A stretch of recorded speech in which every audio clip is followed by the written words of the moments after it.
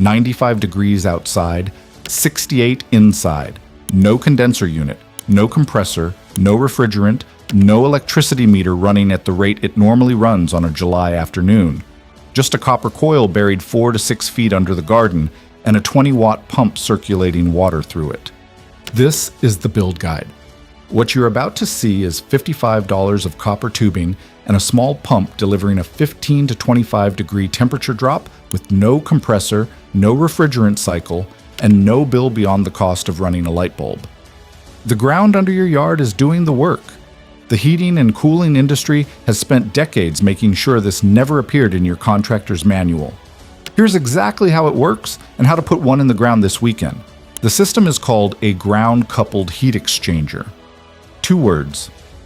Ground meaning the soil 4 to 6 feet below your lawn. Coupled meaning connected to your home's air supply.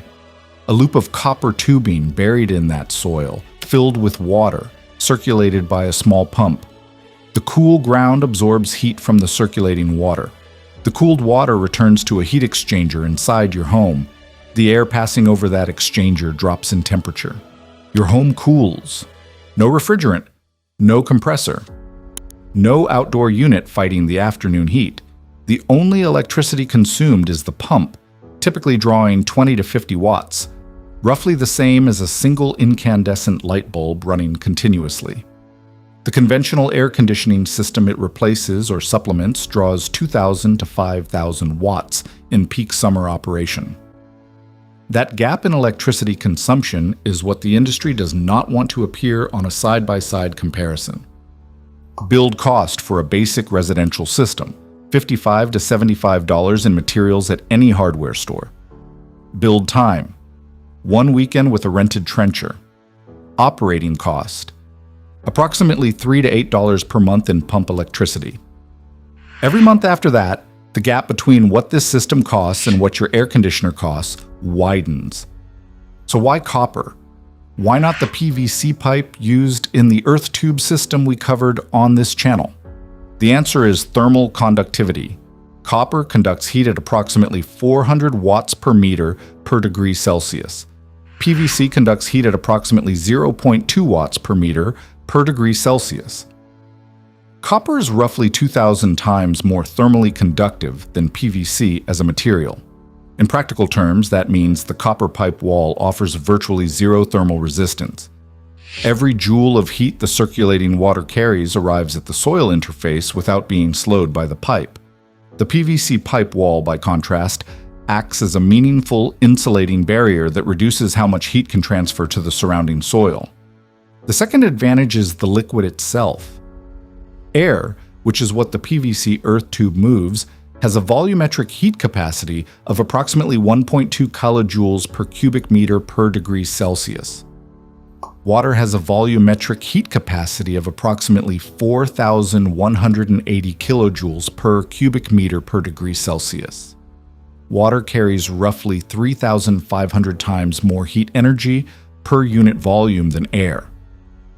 This means a small pump moving a modest flow of water through a copper coil extracts dramatically more heat from the ground per unit time than a fan moving a much larger volume of air through a PVC tube. Applying copper's conductivity advantage and water's heat capacity advantage, the calculated heat extraction rate of a copper water ground coil exceeds a comparable PVC air tube by a factor of 20 to 25 per unit length of buried pipe. That is not the raw material conductivity ratio. It is the real-world system performance ratio that emerges from combining copper's near-zero pipe wall resistance, water's high volumetric heat capacity, and the superior convective heat transfer of liquid flow versus gas flow. The soil is a good conductor. The copper is an exceptional conductor. The water is a high-capacity carrier. Size those three correctly and the performance advantage is significant. There is one additional variable that the copper system exploits more effectively than the air tube: soil thermal contact. The copper coil sits in direct contact with the soil at the bottom of the trench. In moist soil, the thermal conductivity of the soil itself runs 3 to 10 times higher than in dry soil. As we covered in the earth tube video, a copper coil buried under a watered garden or in a climate with meaningful rainfall, is operating in a high conductivity thermal medium on both sides of the pipe wall. The three combine into a heat extraction system whose performance is limited not by the technology, but by the temperature differential between the water and the soil, which is precisely what the ground temperature gives you for free. The ground temperature physics has been established across multiple build guide videos. The short version, 4 to 6 feet below your lawn right now, the soil is holding a temperature close to your local annual average, between 55 and 65 degrees Fahrenheit across most of the continental United States, between 68 and 75 degrees in the American Southwest, in every case significantly cooler than the summer air above it. The reason for that stability is thermal diffusivity. Temperature waves from the surface take months to propagate down through several feet of soil. The ground at 4 to 6 feet is always running roughly 6 months behind the weather above it, which means it is sitting on the thermal average of the previous 6 months. In summer, that average is cool. The ground does not care what the thermometer is doing on the surface. It is operating on a different time scale entirely, and that time scale is what makes the copper coil work as reliably in August as it did when it was first installed in March. A conventional air conditioner moves heat from your interior into outdoor air that may be running at 105 degrees. That is a thermodynamic uphill battle, and its efficiency degrades the hotter the outdoor air gets. The copper coil ground heat exchanger moves heat from your interior into soil running at 60 to 70 degrees. The gradient is smaller, but the system achieves it with a 20-watt pump instead of a 5,000-watt compressor. The physics of working with the ground instead of fighting the outdoor air is what makes the operating cost comparison so dramatic. Here's the comparison. The heating and cooling industry does not want you to run. A standard 3-ton central air conditioning unit draws approximately 3,500 watts in cooling mode. Running 6 to 8 hours per day through a summer cooling season, it consumes between 600 and 800 kilowatt hours per month, costing between $80 and $160 monthly in electricity. Over its 15-year lifespan, accounting for 2 compressor service calls, a refrigerant recharge if a leak develops, which is documented in a significant proportion of residential systems over a 15-year period, and the eventual replacement, the total cost of ownership of a conventional AC system in a hot climate runs between $12,000 and $22,000. A copper coil ground heat exchanger running a 20-watt pump continuously consumes approximately 14 kilowatt hours per month, costing under $2. The buried coil has no moving parts, requires no refrigerant, and needs no annual service call. In a moderate climate, the ground coil alone can provide all the cooling needed. In a hot southwest climate, it pre-cools incoming air sufficiently that the existing AC unit runs 30 to 50% less often, cutting the AC electricity bill by the same proportion. The hardware costs $55 to $75. That comparison exists in the public domain. It is not a secret.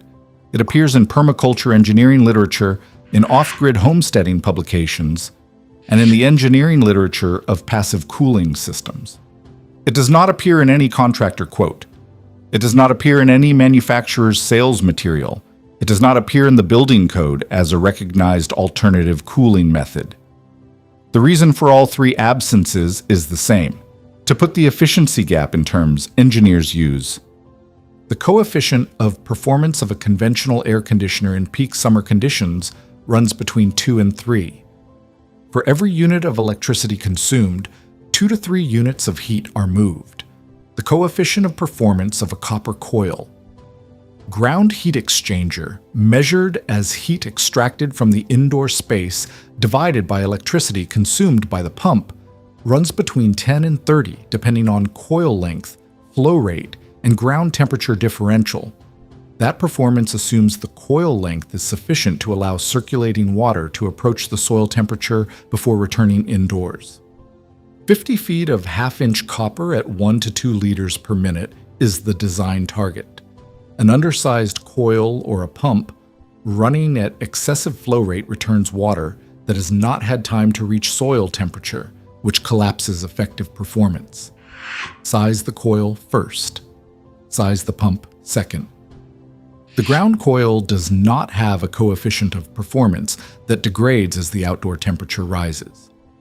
On a 105-degree afternoon, when the conventional unit is at its least efficient, the ground coil is operating at full performance. That is the physics. And a contractor trained on refrigerant systems has no financial reason to explain it. The heating and cooling industry in the United States is structured around licensed mechanical contractors. Those contractors are trained on the systems their training programs cover, and those training programs are funded by the manufacturers whose equipment the contractors install. Lennox trains contractors on Lennox systems. Carrier trains contractors on Carrier systems. Trane trains contractors on Trane systems.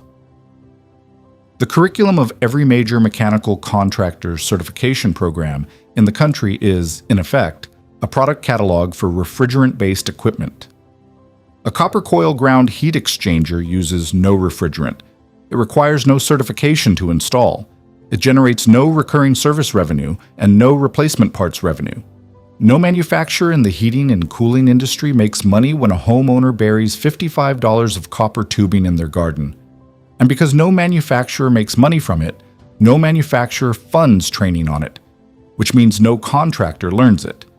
Which means when a homeowner asks a licensed contractor whether this system works, the contractor will typically say one of three things.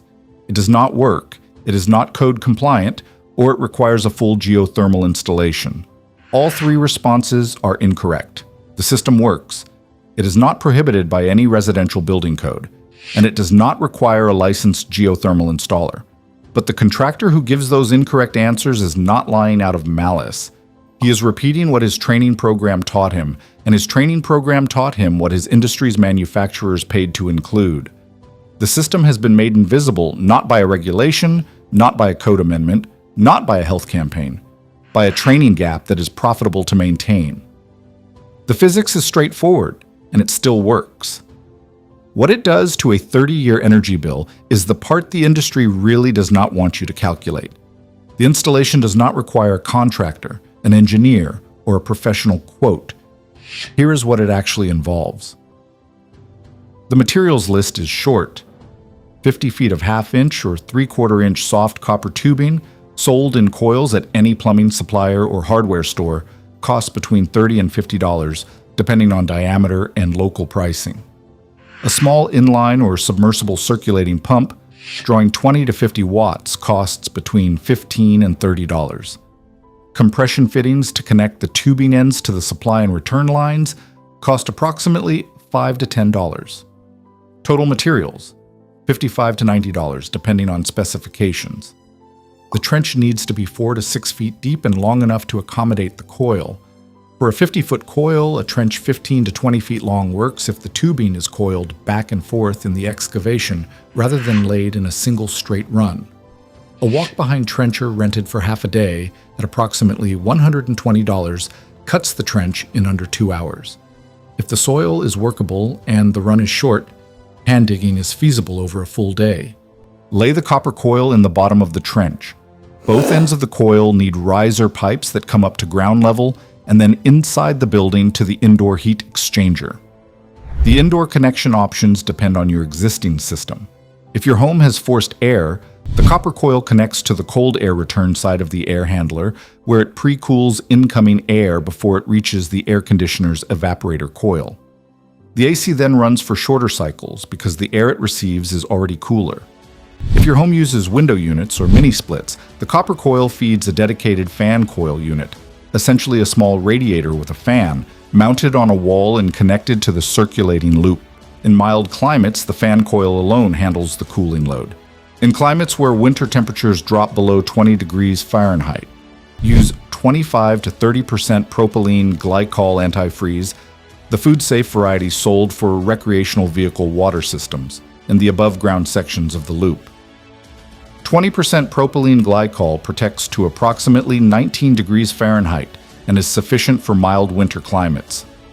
Cold climate installations need the higher concentration to protect against pipe damage during hard freezes. Prime the loop, check for leaks at all connections, and backfill the trench. One detail that is worth getting right: the depth. At 4 feet in the Midwest, you are sitting in soil at 55 to 60 degrees. At 4 feet in Phoenix, you are at 68 to 72 degrees. In both cases, the performance is real, but the Arizona homeowner extracting heat into 70-degree soil will see a smaller temperature drop than the Ohio homeowner extracting heat into 55-degree soil. If you are in the Southwest, extend the coil length rather than the depth. More copper surface area in contact with the soil compensates for the smaller temperature differential. It is the third week of July in Tucson, Arizona. The outdoor thermometer reads 103 degrees Fahrenheit. In the utility room of a house built in 2015, a small black pump about the size of a paperback book is running almost silently. It draws 40 watts from the wall outlet. The power meter outside, in contrast to every other house on the street, is moving slowly. The pump is circulating water through a closed loop. The water leaves the indoor fan coil at approximately 82 degrees Fahrenheit, having absorbed heat from the room air. It travels down to a depth of 5 feet through 50 feet of copper coil sitting in soil at around 70 degrees and returns to the indoor unit at approximately 71 degrees. That is an 11-degree drop in the water temperature across the coil. The fan coil runs room air across that cooled copper surface. The air entering the room registers at 78 degrees. The outdoor temperature is 103. The copper coil is delivering the 15 to 25 degree improvement stated in the value promise. The existing AC unit runs briefly once in the afternoon to handle peak load, but the coil is carrying the base cooling load through the rest of the day. The 11-degree drop in water temperature is the mechanism. The 25-degree gap between outdoor and indoor air is the result. The AC runs 90 minutes instead of 4 to 6 hours, a 30-degree difference. Delivered by $55 of copper tubing, a 40-watt pump, and a soil temperature that has not changed since last February. The outdoor condenser unit on the east wall of the house used to run 4 to 6 hours every afternoon from May through September. Since the copper coil was installed in March, it runs 90 minutes. Households running this system report cooling season electricity bills running 30 to 50% lower than the previous year. The copper coil cost under $70 in materials and one Saturday afternoon with a rented trencher. There are no moving parts in the ground. There is no refrigerant to leak. There is no compressor to fail in year 12 when the warranty has expired and the replacement cost is $4,000. There is a copper coil in the soil and a pump that will be replaced once in 20 years for $30. The ground is doing what the ground has always done. The heating and cooling industry trained your contractor on systems that generate revenue when they are installed, when they are serviced, when they fail, and when they are replaced. The copper coil in the ground generates revenue exactly once at the hardware store for $68. After that, it costs nothing to run and nothing to maintain, and it will still be in the ground working quietly when the conventional air conditioner it supplements has been replaced twice. The training gap that keeps this out of your contractor's manual is not an accident. It is a structural outcome of an industry that funds the curricula that train the people who tell homeowners what is possible. The soil temperature under your yard is not a trade secret. The thermal conductivity of copper is not proprietary. The pump that moves water through a buried coil costs $30. What the industry has protected is not a technology. It is the assumption that you need them to cool your home. Every video on this channel has traced the same pattern. The rammed earth wall, the solar chimney, the earth tube, the Zier pot, different materials, the same system. Solutions that work made invisible by industries that profit from the alternatives. Next on the build guide, there is a backyard structure that generates enough electricity to run an entire home off-grid, costs less per watt than a rooftop solar installation, and does not require permission from your utility company to build. The energy industry has spent decades ensuring that grid independence stayed complicated, expensive, and out of reach for the average homeowner.